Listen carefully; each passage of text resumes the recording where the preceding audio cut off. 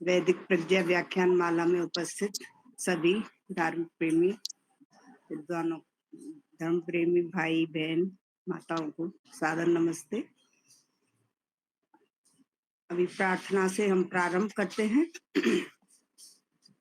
ओम सहनावतु सहनौ भुनक्तु सह वीर्यं करवावहै तेजस्विनावधीतमस्तु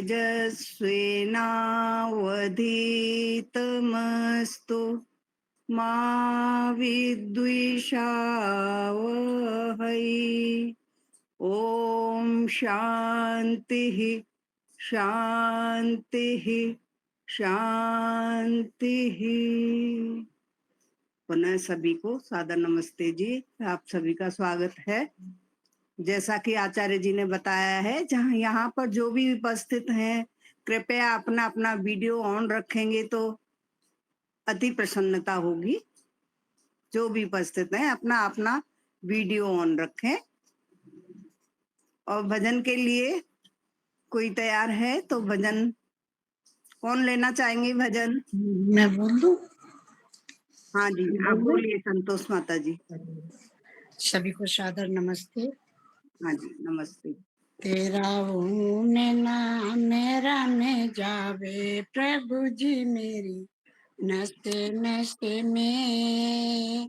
तेरा ऊन नाम मेरा में जावे प्रभु जी मेरी नशे नशे में। तेरी भक्ति कर से भरे जावे प्रभु जी मेरी नशे नशे में। तू दाता मैं दीन भिखारी, तू स्वामी मैं तेरी पुजारी। तेरी गूंज मेरे मन भावे प्रभु जी मेरी नशे नशे में। तेरा ओम नाम रम जावे प्रभु जी मेरी नशे नशे में। मैल मिटा मन निर्मल कीना, ओम नाम का अमृत पीना। आज ज्ञान की ज्योति जगी जावे प्रभु जी मेरी नशे नशे में। तेरा ओम नाम रम जावे प्रभु जी मेरी नशे नशे में। आज मिटाया मेरे मन अंधेरा, दे दिया मुझको जीवन सारा। मेरा रस छलक के जाए प्रभु जी मेरी नशे नशे में। तेरा वो में नाम रम जाए प्रभु जी मेरी नशे नशे में। मेरा प्रीतम घट घट वासी, वो है अजर अमर अविनाशी। गुण गावे तो मुख भर जावे प्रभु जी मेरी नस नस में। तेरा वो में नाम रम जावे प्रभु जी मेरी नस नस में। तेरी भक्ति कर से भरे जावे प्रभु जी मेरी नशे नशे में। ओम बहुत बहुत धन्यवाद योगेश्वर जी इस समय देने के लिए। सभी को सादर जी, आपका भी बहुत बहुत धन्यवाद। अभी शायद 10 पे जुड़ेंगे तो एक छोटा सा भजन मैं ले लेती हूँ, या कोई और लेना चाहेंगे?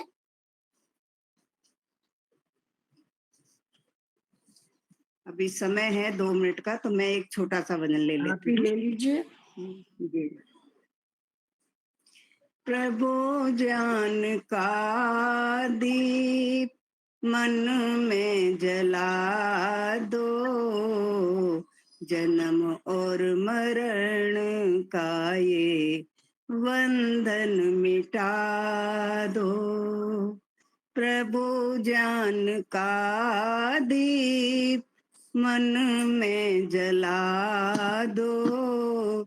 जन्म और मरण का ये बंधन मिटा दो।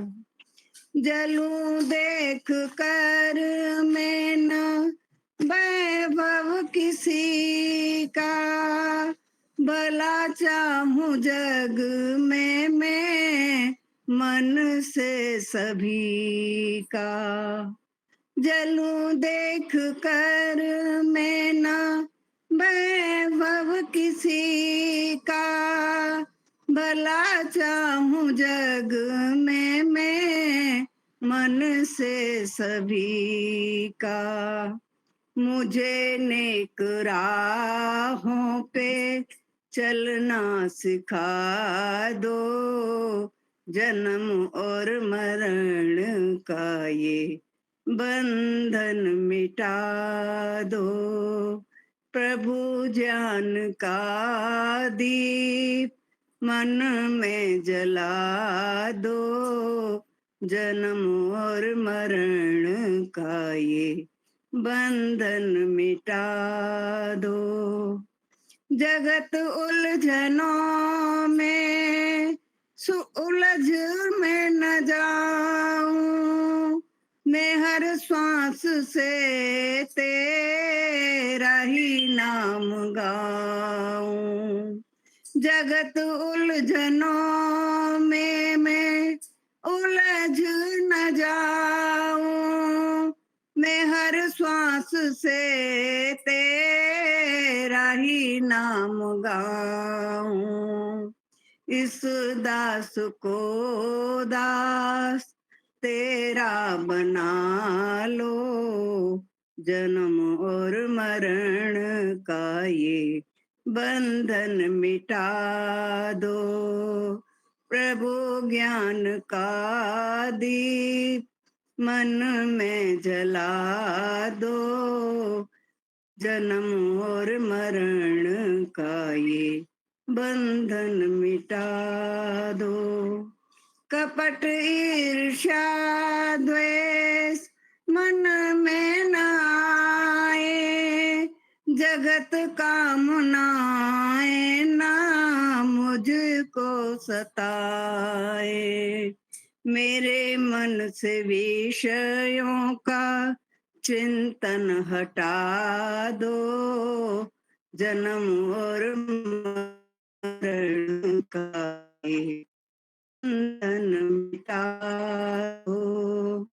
प्रभु ज्ञान का दीप मन में जला दो। जन्म और मरण का ये बंधन मिटा दो। करूं जग की सेवा में कर शुभ कर्म कमाऊं, सदा काम में दीन दुखियों के आऊं।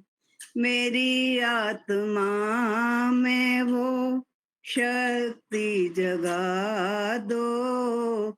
मेरी आत्मा में वो शक्ति जगा दो। जन्म और मरण का ये बंधन मिटा दो। प्रभु ज्ञान का दीप मन में जला दो। जन्म और मरण का ये बंधन मिटा दो। जन्म और मरण का ये बंधन मिटा दो। आचार्य जी आ गए हैं क्या? 1 मिनट।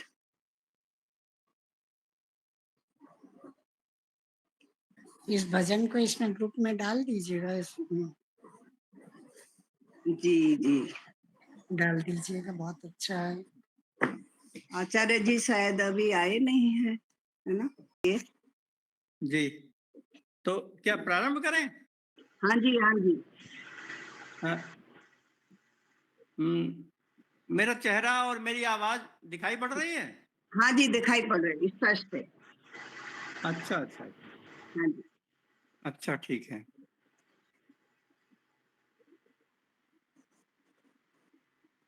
मुझे बड़ी प्रसन्नता हुई आज कि स्वर वेद आश्रम में विहंगम योग के कार्यक्रम के अंतर्गत कठोपनिषद की जो व्याख्या हो रही है, पारायण हो रहा है, उसमें मुझे भाग लेने का अवसर प्राप्त हुआ है। और मैं देख रहा हूं कि यहाँ पर इस कक्षा में जुड़ने के लिए अनेक महानुभाव, विद्वान, स्वाध्यायशील लोग एकत्र हुए हैं और उनके समक्ष मैं अपनी बातें रख पा रहा हूं।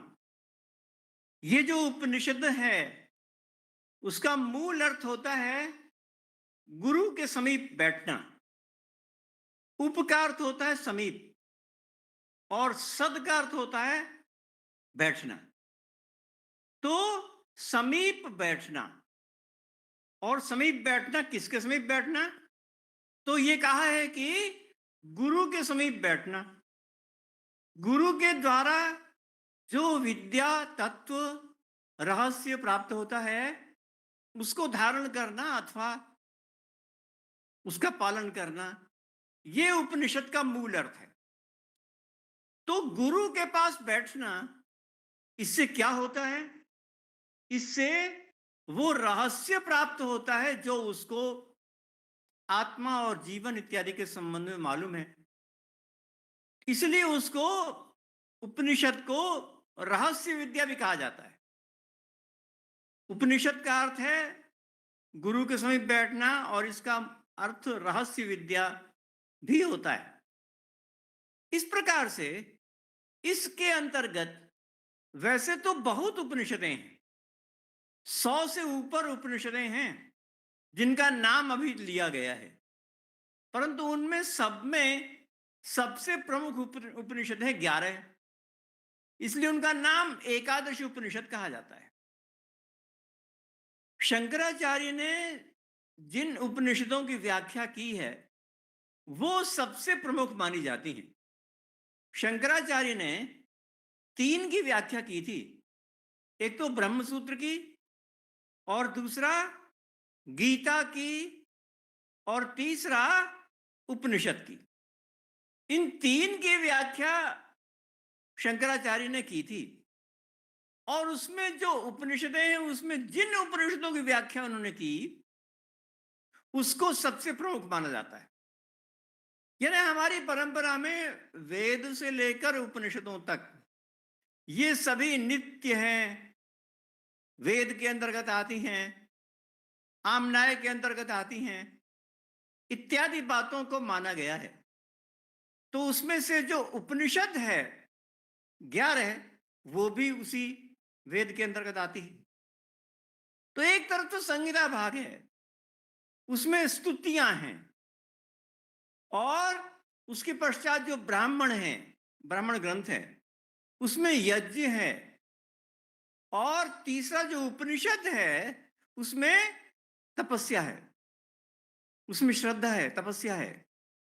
इस प्रकार से 3 भागों में हमारा जो साहित्य है वो विभाजित है।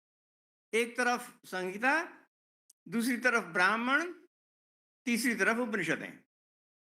संहिता माने स्तुति होती है, और ब्राह्मण में यज्ञ इत्यादि का विधान होता है, और उपनिषदों में जो अपने लिए जो त्याग तपस्या है वो उसमें कही जाती। तो इस प्रकार से 11 उपनिषदें हैं, और इन 11 उपनिषदों में से एक है कठोपनिषद, जिसकी हम यहां पर चर्चा कर रहे हैं। बहुत छोटा सा ग्रंथ है, परंतु इतना महान ग्रंथ है कि वो सदा सदा पारायण करने के योग्य है, और उसको सदा हम लोग जानते हैं, उपासना करते हैं, उसके विषय में बात कहते हैं। तो ये कठोपनिषद में वो बातें कही गई हैं। कठोपनिषद में जितनी बातें कही गई हैं वो प्रायः अध्यात्म के लिए, तपस्या के लिए और श्रद्धा इत्यादि के लिए कही गई। अपने जीवन के संबंध में, अपना जो हमारा जीवन है ना, हमारा जीवन किस प्रकार से भली प्रकार होना चाहिए, उसके संबंध में बातें कही। तो उपनिषदों और गीता के लोगों ने तुलना करते हुए अथवा उसकी मीमांसा करते हुए ये बताया कि उपनिषद तो महान ग्रंथ है और गीता उसका निचोड़ है। हमारे एक श्लोक में कहा है, सर्वोपनिषदो गावः। जितनी भी उपनिषदें हैं ना, वो गायों के समान हैं। और दोग्धा गोपाल नंदन, और जो श्री कृष्ण हैं वो उनके गाय का, उपनिषद का दूध दुहने वाले हैं। और पार्थो वत्स सुधीर भोक्ता दुग्धम गीतामृतम महत। और पार्थ माने जो अर्जुन है वो वत्स है, उस दुग्ध का पान करने वाला है। और सुधी भोक्ता, और बाकी जितने भी लोग हैं जिनका जो उनका अध्ययन करने वाले हैं वो सब उसके भोक्ता हैं। भोक्ता माने उसका दुग्ध का पान करने वाले हैं। और स्वयं गीता वो दुग्ध है। दुग्धम गीतामृतम महत, जो गीता है वो दुग्ध है, ये बताया गया। तो उपनिषदों का और गीता का जो संबंध है वो उसमें इस प्रकार से बताया गया। कहते हैं गायें हैं उपनिषदें और गीता है दुग्ध। का मतलब हुआ कि गायों से प्राप्त होने वाला जो अंतिम अमृत समान है वह गीता है। एक तरफ पुष्प है, दूसरी तरफ उस पुष्प का इत्र है। इत्र माने जो जो सुगंधित द्रव्य बनता है वो है। तो बहुत से पुष्पों को इकट्ठा किया, तब थोड़ा सा छोटा सा इत्र बना। तब थोड़ा सा छोटा सा इत्र बना, और वो जो इत्र बना वो है तो छोटा, है तो थोड़ा, परंतु उसकी विशेषता देखिए। उसकी विशेषता कमाल है। एक कटोरी, एक टोकरा, दो टोकरा भर पुष्प आया, और जो गीता है वो इत्र है वो छोटा सा आया। वो उससे और ज्यादा बड़ा हो गया, बढ़ गया, वो बढ़ गया। यानी हम उसके जो परिमाण है उसको नहीं देखते, उसके गुणों को देखते हैं। परिमाण में तो हम देखते हैं कि जो पुष्प है वो बहुत ज्यादा है, बहुत अधिक है, मगर उसकी मूल्यवत्ता में, उसके मूल्य में हम देखते हैं कि जो इत्र है वह उन दो टोकरी जो पुष्प है उससे कहीं ज्यादा है, कहीं बढ़कर है।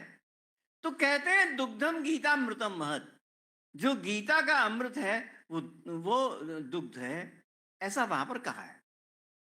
तो यहां पर जो उपनिषदें हैं उनमें क्या बातें कही गई? मैंने कहा उपनिषदों में जो बातें कही गई हैं वह अपने जीवन के संबंध में है, अपने संबंध में, यानी किसी दूसरे से नहीं। मैं से बात करता हूं, मैं अपने से बात करता हूं। यानी मुझे बात करने के लिए कोई दूसरा नहीं। कभी कभी ऐसा होता है कि मैं अपने से बात कर पाऊं, अपने को सोच पाऊं, ऐसा कभी कभी होता है। वैसे तो सदा दूसरे से बात होती है, परंतु उपनिषदों में अपने से बात होती है। हमारे वेदों में लिखा है कि जितनी भी इंद्रियां हैं ना, अब इंद्रियों की नियति है कि वो बाहर ही देखती हैं। आंखें बाहर देखती हैं, कान बाहर का सुनते हैं, नाक बाहर की चीज सूंघती है, सब चीज बाहर को सूंघते हैं। और यहां जो उपनिषदें हैं वो अपने को देखते हैं, बाहर को नहीं, अपने को देखते हैं। तो बाहर को जो देखने की प्रक्रिया है उसको छोड़कर जब हम अपने को देखना शुरू करते हैं ना, तो कमाल हो जाता है, कमाल हो जाता है। अपने चेहरे को हमने कभी नहीं देखा, अपने चेहरे को, दुनिया के चेहरे को हमने देखा, अपने चेहरे को कभी देखा ही नहीं। जिंदगी बीत गई, जिंदगी बीत गई, परंतु अपने चेहरे को नहीं देखा। और जब भी कभी अपने चेहरे को देखा तो शीशे के माध्यम से देखा। तो क्या दर्पण के माध्यम से जो देखा गया चेहरा है वो क्या हमने पूरा देख लिया? दर्पण के माध्यम से प्रतिबिंब दिखाई पड़ता है, बिंब तो दिखता ही नहीं। बिंब माने जो उसका अपना चेहरा है, प्रतिबिंब माने जो जो वो जो प्रतिफलित हुआ है वो। तो वो कहते हैं कि प्रतिबिंब ही देखा पूरे जीवन में, बिंब तो कभी दिखाई नहीं पड़ा। तो यहां पर इन उपनिषदों में ये बात कही गई कि अपने को देखो। दुनिया को तो देख लिया पूरी जिंदगी भर, अपने को देखो। और अपने को जब देखते हैं तो एक नई बात पता चलती है। कभी कभी ऐसा होता है कि जो अपने को देखने का स्वभाव बने, उसमें एक नई बात पता चलती है, नई ऊर्जा आती है, नया प्राण आता है। इत्यादि बातें जितनी भी कही गई हैं वो सब केवल और केवल अपने को देखने के लिए कही गई। यहां पर जो कठोपनिषद का एक मंत्र है, श्लोक है, उसमें लिखा है ऊर्ध्वमूलो अवाक् शाखा एष आहु सदा सनातना। ये अभी आपने शायद पढ़ लिया होगा कठोपनिषद को, या आने वाला होगा। ये एक वचन आया ऊर्ध्वमूल अवाक् शाखा। कहते हैं कि हम जो हैं, हमारा मन, हमारा सोच, वो कैसा है? वो कहते हैं कैसा है? ऊर्ध्वमूला और अवाक् शाखा। ऊर्ध्वमूला माने जो मूल है, माने जो जड़ है, वो ऊंचा ऊपर की तरफ, और जो शाखा है वो नीचे की तरफ। ऐसा अश्वत्थ है, ये कठोपनिषद में कहा हुआ है। कठोपनिषद में कहा है कि हमारा जो चिंतन है, हमारा सोच है, वो एक अश्वत्थ के समान है, जिसकी शाखाएं माने पत्ते डालियां तो नीचे हैं और जड़ उसके ऊपर है। ऊर्ध्व मूला, मूला माने जड़। जो जड़ है वो तो ऊपर है, और अवाक् शाखा, जो शाखा है वो नीचे है। तो ऐसा भी कभी होता है? बताइए, ऐसा भी कभी होता है कोई ऐसा पेड़ हो जिसकी जड़ें ऊपर हो और जो शाखाएं वो नीचे हो? ऐसा तो नहीं होता। मगर उपनिषदों में यही कहा है, कहते हैं कि ऐसा ही होता है। और ऐसा जो है उसको क्या नाम दिया? उसको नाम दिया अश्वत्थ। उसको अश्वत्थ नाम दिया। अश्वत्थ का मतलब होता है, हमारी संस्कृत में अश्वत्थ का मतलब होता है पीपल का पेड़। पीपल के पेड़ को अश्वत्थ कहते हैं, तो उसको अश्वत्थ बताया। तो अब यहां पर सोचने की बात है कि अश्वत्थ कौन है और उसकी शाखाएं नीचे कैसे हो गई, उसकी जड़ कैसे ऊपर कैसे हो गई। ये बात सोचने की बात है। जब हम इस बात को भली प्रकार सोच लें तो समझ में आएगा कि इस उपनिषद का मतलब क्या है। वरना इस उपनिषद की जो ये बात है वो तो बिल्कुल उल्टी मालूम पड़ती है, वो बिल्कुल असंगत मालूम पड़ती है, विरोधी मालूम पड़ती है।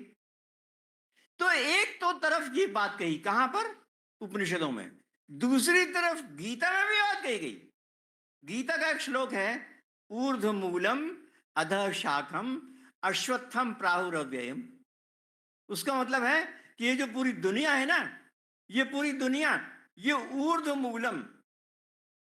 ऊर्ध्वमूलम का मतलब उसकी जो जड़ है वो ऊपर की तरफ है, और अधः शाखम, अधः शाखम माने जो उसकी जो शाखाएं हैं वो नीचे की तरफ है। ऐसी है पूरी दुनिया, ये बताया उसमें। तो यहां पर उपनिषदों में जो अपना चिंतन है अथवा सोच है, उसको कहा गया कि वो ऊर्ध्वमूल है और अधः शाखम है, और गीता में दुनिया को कहा गया है। तो ये क्या है? इसको सोचने की बात है कि वो क्या है। तो यहां पर पहले अश्वत्थ को बताते हैं। जो अश्वत्थ को बताते हैं, अश्वत्थ का मतलब अभी हमने कहा कि पीपल का पेड़ होता है, और जो इसका मौलिक यानी व्युत्पत्ति से अर्थ है, उसका मतलब होता है कि जो कभी जो कल नहीं आने वाला है। न श्वः तिष्ठति इति अश्वत्थ। अश्वत्थ क्या मतलब हुआ? न माने नहीं, श्वः माने कल, स्थ माने टिकने वाला।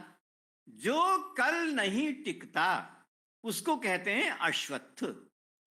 तो दुनिया की चीजें ऐसी ही हैं दुनिया की सब चीजें अनित्य हैं, कोई भी वस्तु नित्य नहीं है, कल नहीं रहने वाली हैं, इसलिए पूरी दुनिया को अश्वत्थ कह दिया गया। तो बढ़िया है ना। एक तरफ अश्वत्थ का मतलब होता है पीपल का पेड़, और दूसरी तरफ एटिमोलॉजी से मतलब व्युत्पत्ति से उसका मतलब होता है जो कल नहीं रहेगा।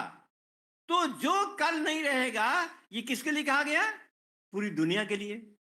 एक तरफ अश्वत्थ है और दूसरी तरफ जो कल नहीं रहेगा।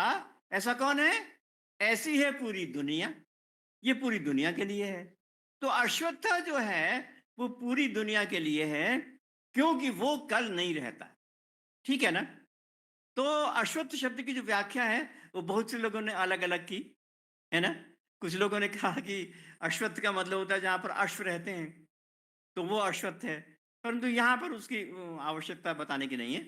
यहाँ पर तो जो ओरिजिनल मीनिंग है, जो मौलिक अर्थ है, वही बताया गया है। तो ठीक है, पूरी दुनिया इस प्रकार की है। अब पूरी दुनिया को उन्होंने गीता में ऐसा कह दिया, मतलब एक ही बात को उपनिषदों में भी कहा है और उसी बात को गीता में भी कहा है। आप मेरी बात सुन रहे हैं?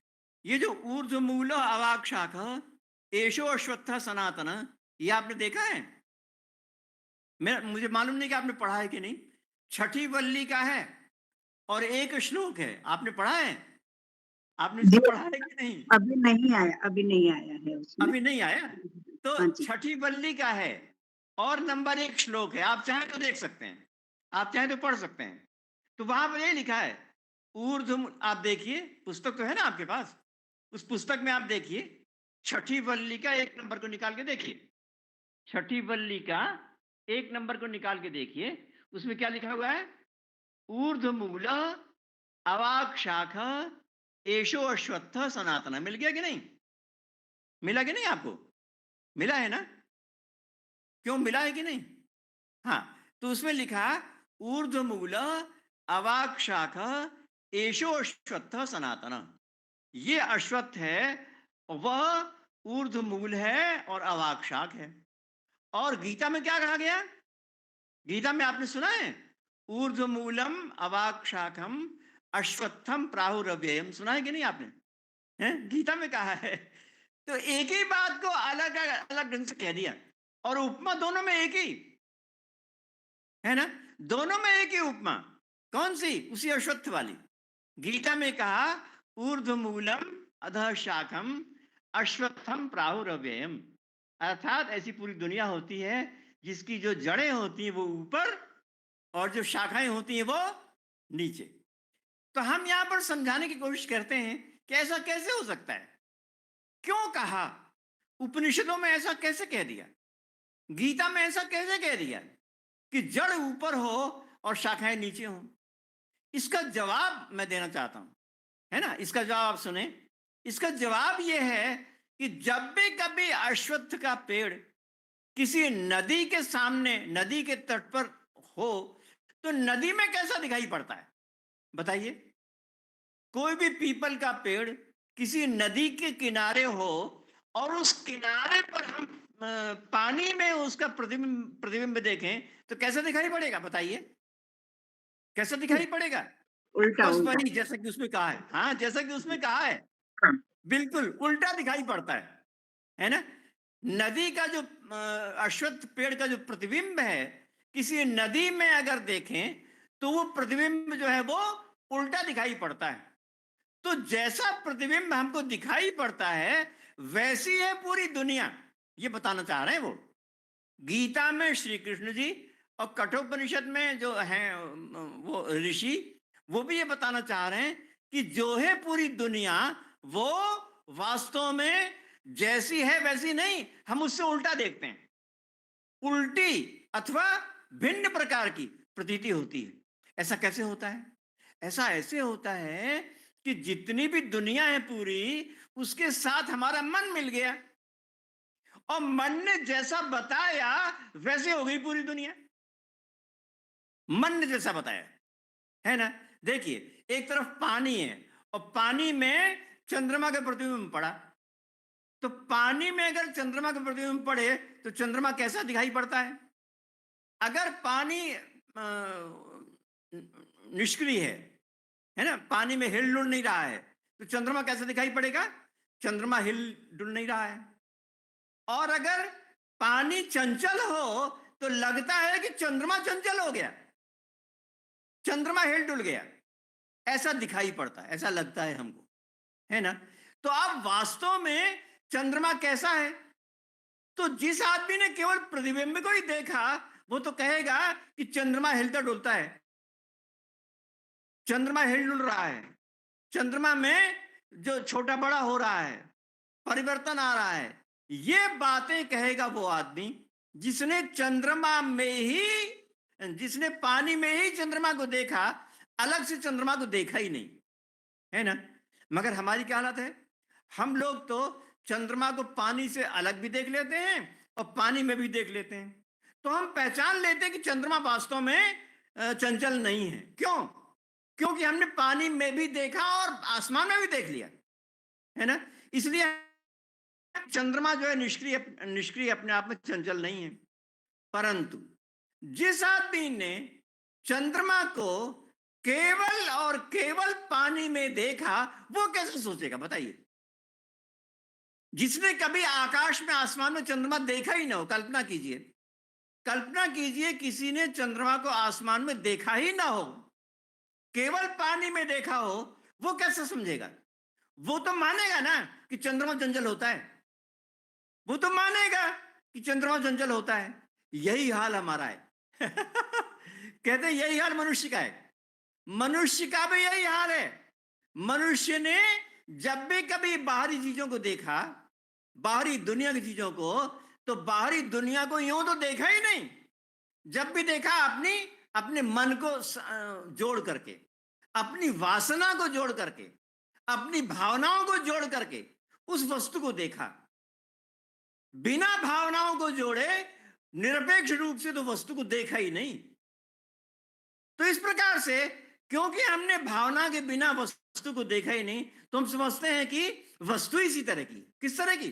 जैसा हम सोच रहे हैं, जैसा हम सोच रहे हैं वो वस्तु ही ऐसी जैसा हम सोचते हैं, मगर वास्तव वस्तु तो ऐसी है नहीं, मगर हमको लगता है कि वो चीज ही ऐसी है बाहरी दुनिया की। अब देखिए ना, बाहरी दुनिया की जितनी चीजें हैं ना, वो सब अलग अलग आदमी को अलग अलग तरह की प्रतीत होती हैं, भिन्न भिन्न आदमी को भिन्न भिन्न तरह की प्रतीत होती हैं। अब मान लीजिए कोई आदमी है और दुखी आदमी, सवेरे का समय है और सवेरे के समय में पानी बरसना शुरू हो गया, तो पानी बरसना जब शुरू हो गया तो जो दुखी आदमी है ना, वो क्या सोचता है? ओहो, ये हमारी तो आंखों से आंसू आ ही रहे थे, भगवान जी ने भी आंसू गिराना शुरू कर दिया, है ना। भगवान जी ने भी आंसू गिराना शुरू कर दिया। ऐसा कौन सोचता है? ऐसा जो दुखी आदमी सोचता है कि आंसू गिराना शुरू कर दिया। ये किसने कहा, किसने सोचा? जो दुखी आदमी है। और जो सुखी है, जो आनंद में है, जो तृप्त है, जिसको मनोभावनाएं पूर्ण हो गई हैं, उसके सामने अगर प्रातःकाल पानी वर्षा हुई तो उसने कहा, वो हो, मेरा मन तो प्रफुल्लित था ही, और ईश्वर ने भी मुझको आशीर्वाद देना शुरू कर दिया। ईश्वर ने मुझको आशीर्वाद दिया, फुहारे दिया, मुझको जलांजलि के द्वारा मेरे चेहरे को सिंचित किया, अभिसिंचित किया, अभिषेक किया मेरी जिंदगी बन गई, तृप्त हो गई। ऐसा उसने सोचा। तो आप बताइए, वो जो बारिश है ना, वो कैसी है? बताइए, बारिश कैसी है? बारिश आंसू की तरह की है या बारिश जो है वो अभिषेक की तरह की है? किसकी तरह की है? तो बारिश अपने आप में तो वही है। हाँ, मनुष्य ने उसको ऐसा सोचा। तो ये कहते हैं, जो गीता में कहा है और कठोपनिषद में कहा है, उसमें कहा है कि जब भी कभी आपने अपनी भावनाओं को देखा, तो भावनाएं और दुनिया के पदार्थ वो सदा मिलकर ही दिखाई पड़ते हैं, बिना मिले तो कभी दिखते ही नहीं। इसलिए हम समझ लेते हैं कि दुनिया ही वैसी है, दुनिया ही इस प्रकार की है। तो वास्तव में तो ये जो वर्षा थी वैसा नहीं थी, मगर हमने सोचा कि ऐसा है, तो दुनिया उल्टी हो गई ना, उल्टी हो गई ना। वास्तव में तो वैसा था नहीं, मगर हमने सोच लिया कि वैसा है, तो दुनिया तो उल्टी हो गई। इसलिए भगवान श्री कृष्ण ने गीता में भी कहा और कठोपनिषद में भी कहा कि वास्तव में जो दुनिया है वैसी वैसी हमको जो प्रतीत होती है वो भिन्न प्रकार की है, और जो बाहर की दुनिया है वो भिन्न प्रकार की, अलग अलग प्रकार की है। तो इस उपनिषदों में बताया कि जो सच्चाई है ना पूरी दुनिया की, वो देखिए, अपनी भावनाओं को हटा दो, अपनी भावनाओं को छोड़ दो और निरपेक्ष रूप से सोचो कि वो कैसी है। तब पता चलेगा कि उसकी यथार्थता क्या है, उसकी वास्तविकता क्या है। तो उसकी जो वास्तविकता है वो इन्हीं उपायों से दिखाई पड़ती है। तो इत्यादि जो बातें हैं वो उपनिषदों में और गीता में इतने सुंदर ढंग से कही गई हैं। तो जब भी कभी हम जिंदगी में आए, जिंदगी में आकर के कभी तो अपनी जो भावना उनको छोड़ करके देखें कि कैसी है। जानते हैं, परिवार में, जिंदगी में जितने भी प्रकार के दुख है ना, जितने भी प्रकार के कष्ट है ना, उन दुखों से, कष्टों से निवारण का यही तरीका है जो यहां पर बताया है। यही तरीका है जो यहां पर बताया है। यहां पर बताया है कि अपनी भावनाओं को अलग करके देखो पूरी दुनिया को, तब हम लगेगा कि हम वास्तव में पूरी दुनिया किस प्रकार की है। तो अपने को उससे अलग करके देखना चाहिए। जितनी भी चिंताएं होती ना, जितनी भी चिंताएं होती मनुष्य के अंदर, वो मनुष्य के अंदर चिंता इसलिए होती कि वो सोचता है कि मैं करता हूं, मैं करता हूं, और जो जो दुनिया में हो रहा है, जैसा मैं सोच रहा हूं वैसी है पूरी दुनिया। तभी चिंताएं होती हैं, तभी कष्ट होता है। उनको छोड़ करके अगर हम देखें तो पता चलता है कि जो दुनिया है अथवा सोच है वो भिन्न प्रकार की है, ऐसा प्रतीत होता है। एक आदमी था, वो उसके पास सामान बहुत था और सामान को अपने सिर पर उठाए हुए था, अपने गट्ठर को सिर पर उठाए हुए था। और उसके पश्चात वो ट्रेन पर चढ़ा और ट्रेन पर चढ़ने के बाद अपने गट्ठर को सिर पे ही रख के गया। तो लोगों ने कहा कि अरे भाई, जो गट्ठर है ना उसको वहां पर ऊपर रख दो और आराम से बैठ जाओ। तो कहता है कि मैं गट्ठर को वहां पर क्यों रखूं, मैंने टिकट तो अपना लिया है, गट्ठर का टिकट तो मैंने लिया नहीं है, तो मैं इस गट्ठर को अपने पास रखूंगा। वो ये नहीं समझ रहा है कि अगर गट्ठर को अपने सिर के ऊपर रखूं तो भी और उसके ट्रेन के ऊपर रख दूं तो भी वो नहीं ढो रहा है उस गट्ठर को। दोनों ही दशाओं में गट्ठर को ढोने वाला इंजन है, मगर वो सोचता है कि मैं ढो रहा हूं, मैं गट्ठर को ढोता हूं। ये जो बात है ना, वही गड़बड़ है। उसी को सोच यहां पर उपनिषदों में कहा गया है। उपनिषदों में यही बात कही गई कि जो जो मैं कर रहा हूं और जो ईश्वर कर रहा है उसको सोचो भली प्रकार से। अगर हम उस अपनी चिंता को, जितना भी हम काम करते हैं उन सबको अपने में लें या ना लें, दोनों ही दशाओं में उसको नियंत्रित करने वाला कोई दूसरा है। जैसे ही मैंने सोचा कि नियंत्रित करने वाला कोई दूसरा है, क्यों ही मेरी चिंता खत्म। मैंने कितनी बड़ा एक जादू जैसा है। मैंने अपने मन में उपनिषदों के अनुसार सचमुच में सोचा कि ये काम मेरा नहीं है, अभी तो किसी मेरे से भी बड़ी शक्ति का ये काम है। जैसे ही मैंने सोचा मेरी चिंता खत्म हो गई। तो चिंता की समाप्ति करने का कितना बढ़िया उपाय है ये, कितना बढ़िया चिंतन है ये। तो इसी बात को यहाँ पर गीता में भी और उपनिषदों में भी कहा गया है। तो बहुत अच्छा लगा, खुशी हुई, प्रसन्नता हुई, आपने हमारी बातें सुनी। और उपनिषदों में इस प्रकार की जो अमृतमयी बातें हैं वो बहुत सी कही गई हैं, बताई गई हैं, और इसलिए इसका पारण होता रहना चाहिए। और आप प्रतिदिन इसका पारण करते हैं, खुशी होती है, प्रसन्नता होती है, अच्छा लगता है कि आप इसका पारण करते हैं और इसका ध्यान रखते हैं। स्वरवेद विहंगम आश्रम के अंतर्गत जो ये कार्य हो रहा है वो कितना बढ़िया है, पावन है, सुंदर है, लोगों को ऊंचाई तक देने वाला है, लोगों को चिंता से मुक्त करने वाला है। तो ये जो कार्य है आपका वो बहुत ही उच्च कोटि का है और बहुत ही आगे बढ़ाने वाला है और सबको सुख में पहुंचाने वाला है। तो इत्यादि बातें जो आचार्य जी भी आपको सुनाते हैं, और विहंगम योग आश्रम के अंतर्गत ये सब बातें होती हैं। विहंगम योग आश्रम के अंतर्गत जो इतनी बातें होती हैं तो वो स्वाभाविक है, वहां पर तो स्वाभाविक होनी चाहिए। विहंगम योग आश्रम में अगर आप आए तो आते ही आपको लगता है कि ऊर्जा मिल गई, आते ही लगता है कि चिंता से मुक्ति मिल गई। और जब यहाँ की बातों को सुनते हैं तब तो कहने क्या है, तब तो कहना ही क्या है, तब तो उच्च कोटि का होता ही है। इसलिए आप यहाँ पर विहंगम योगाश्रम में आए और यहाँ पर इतनी अच्छी बातें सुनी, आपका जीवन पवित्र हुआ। आपकी जिंदगी, इतना बड़ा जो जिंदगी है, उतनी बड़ी जिंदगी में ये क्षण जो है वो परम पवित्र हुआ, और उस परम पवित्र की जो अनुवृत्ति है ना, वो दूर दूर तक आगे जा रही है, बढ़ रही है, इत्यादि बातें हुई। इसलिए मैं आपको पुनः साधुवाद देता हूँ, धन्यवाद देता हूँ, आशीर्वाद देता हूँ कि आपने इतनी अच्छी बातें सुनी और इतनी अच्छी अच्छी बातों को सुनने का आप उपक्रम रखते हैं और सदा आगे इस प्रकार से बढ़ते रहते हैं। बहुत धन्यवाद, बहुत धन्यवाद।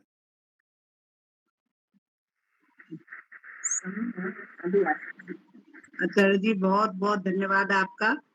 वैसे अभी हमारे पास 10 मिनट और थी, अगर आपको कुछ और बोलना था तो, नहीं तो कोई बात नहीं है। हाँ ठीक है, इतना तो हो गया है।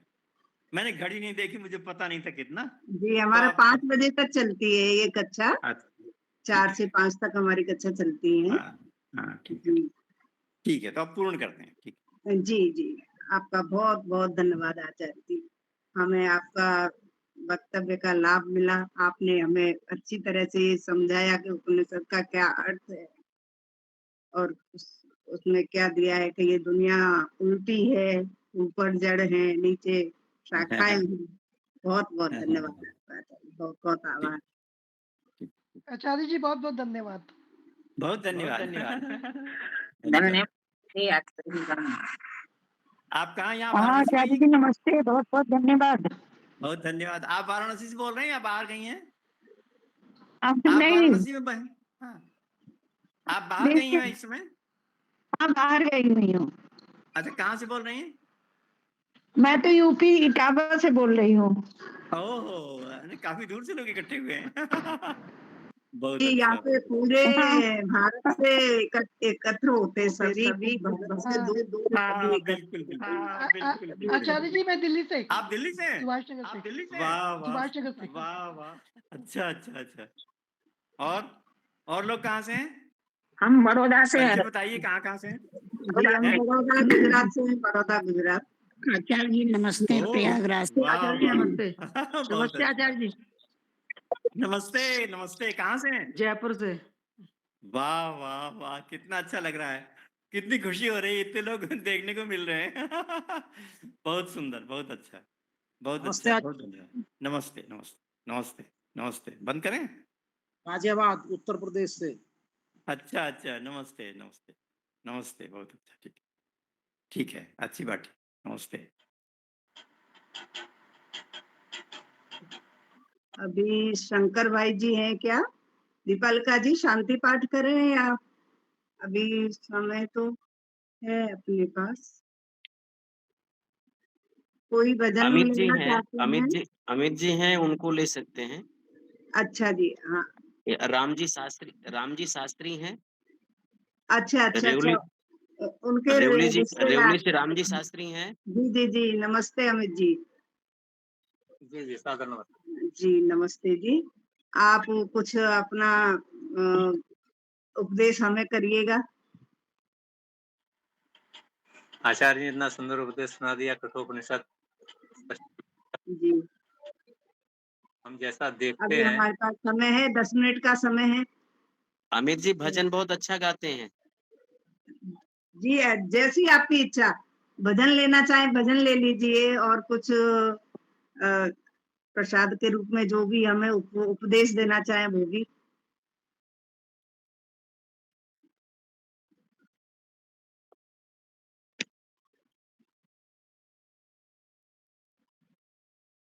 शायद उनका कट हो गया है क्या?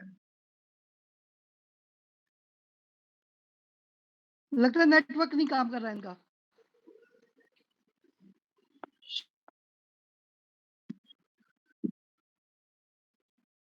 मैं भजन ले सकती हूँ?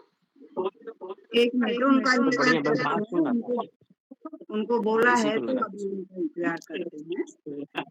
तभी कहते हैं। बस ठीक है, बहुत अच्छी। हाँ, वो फिर से जुड़ रही है शायद। बहुत परेशान। हाँ जी, हाँ जी, हाँ जी, हाँ जी, हम जी। जी जी। ये पानी को दबा के जाना है तो बहुत सुंदर उपदेश आचार्य जी ने सुनाया है। और हम जैसा देखते हैं, जैसा समझते हैं, वैसा ही नहीं होता है। चीजें और दुनिया कुछ अलग है। जैसा हम इन शास्त्रों की दृष्टि से देखते हैं तो पता चलता है।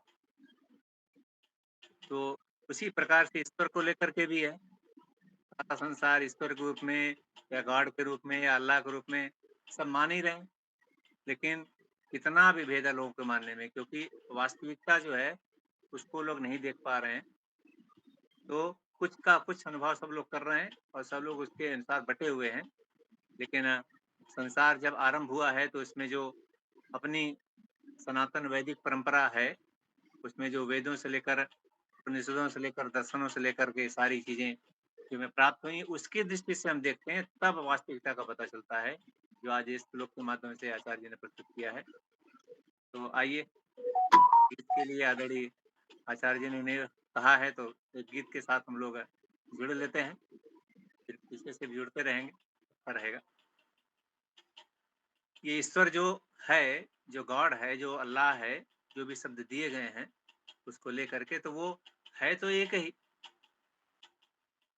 ढेर सारा तो नहीं है एक ही, तो उसकी सामर्थ्य भी एक ही जैसी होगी, कम ज्यादा नहीं होगी।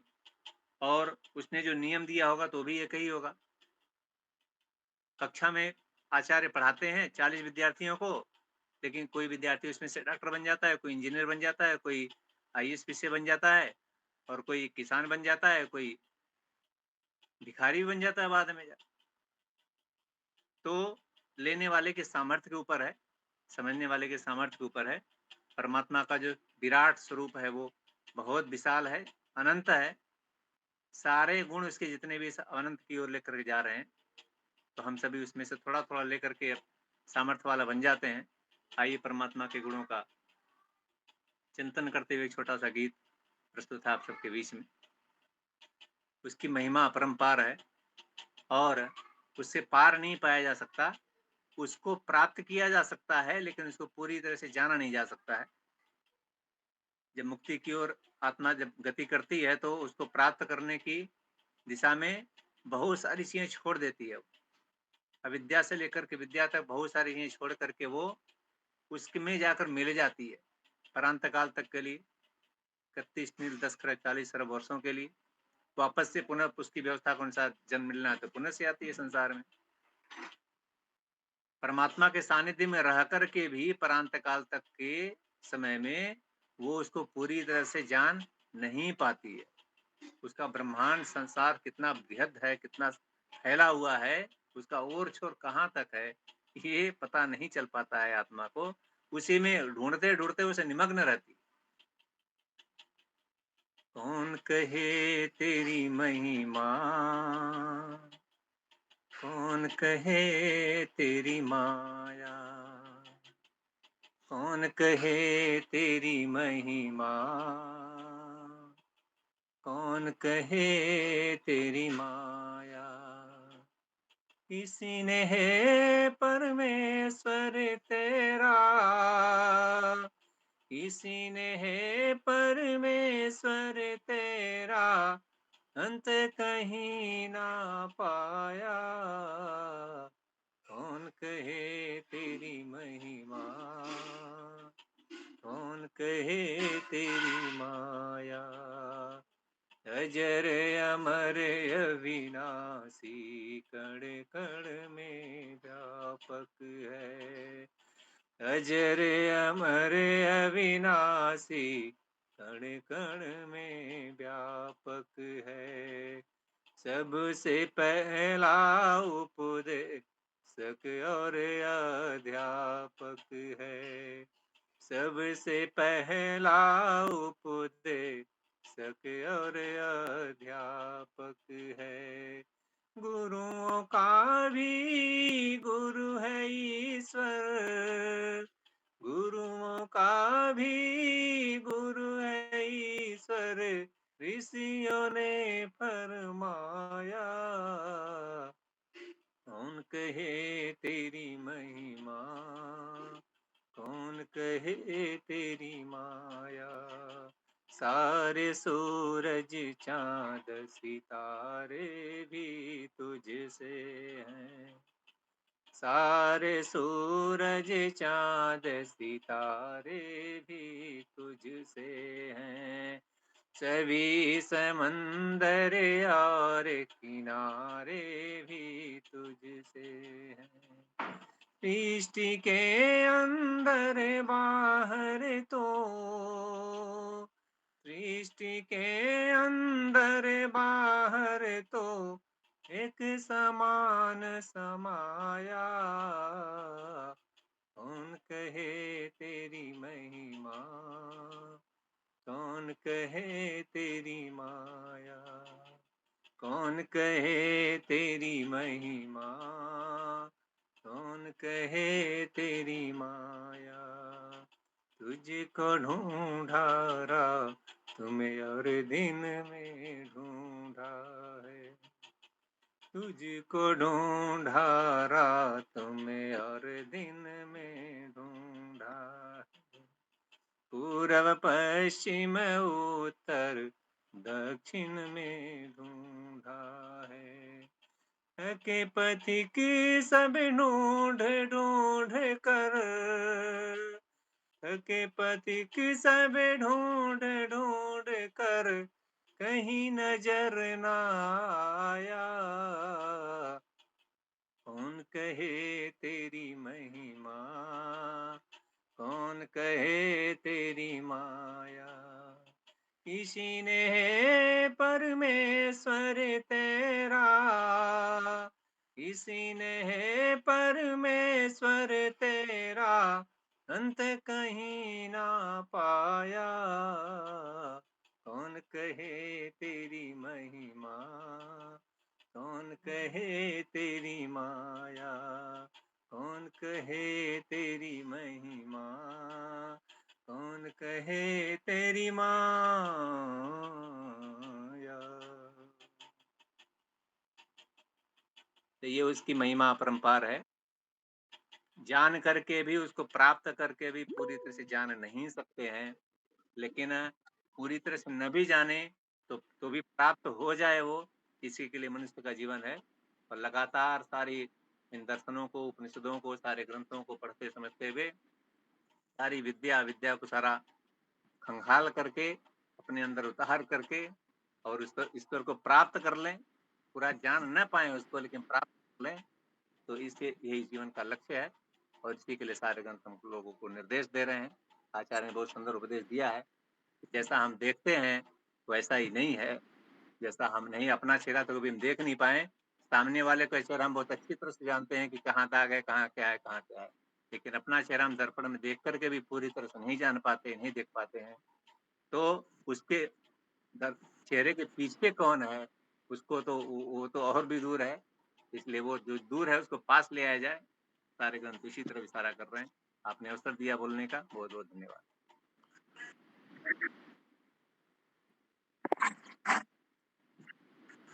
बहुत बहुत धन्यवाद आपका अमित जी, बहुत सुंदर। शंकर जी हैं? नहीं है ना? चलिए मैं करा देती हूँ फिर शांति पाठ। आइए हम सब मिलकर शांति पाठ करते हैं। ओम द्यौ शांतिरंतरिक्षं शांतिः पृथिवी शांतिरापः शांतिरोषधयः शांतिः वनस्पतयः शांतिर्विश्वे देवाः शांति ब्रह्म शांतिः सर्वं शांति शांतिरेव शांति सामा शांतिरेधि। ओम शांतिः शांतिः शांतिः। जो बोले सो अभय। सत्य सनातन वैदिक धर्म की जय। गुरुवर बिरजानंद दंडी महाराज की, महर्षि दयानंद सरस्वती महाराज की, योगेश्वर श्री कृष्णचंद्र भगवान की, योगेश्वरी रुक्मिणी महारानी की, जय हो। मर्यादा पुरुषोत्तम श्री रामचंद्र भगवान की, जय हो। सती शिरोमणि सीता माता की, जय हो। भारत माता की, जय भारत के अमर शहीदों की, भारत की वीरांगनाओं की, वेद की ज्योति, जल्दी रहे, यज्ञ की ज्योति, जल्दी रहे, ओम का झंडा, ऊंचा रहे। जो बोले सो अभय, सत्य सनातन वैदिक धर्म की जय। जय प्रणव ध्वनि। ओम।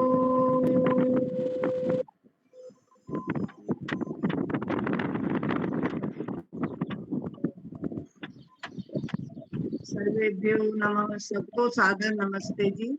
आप सभी का बहुत बहुत धन्यवाद कक्षा में उपस्थित रहने के लिए। कल की कक्षा में सभी फिर से मिलेंगे। बहुत बहुत धन्यवाद आप सभी।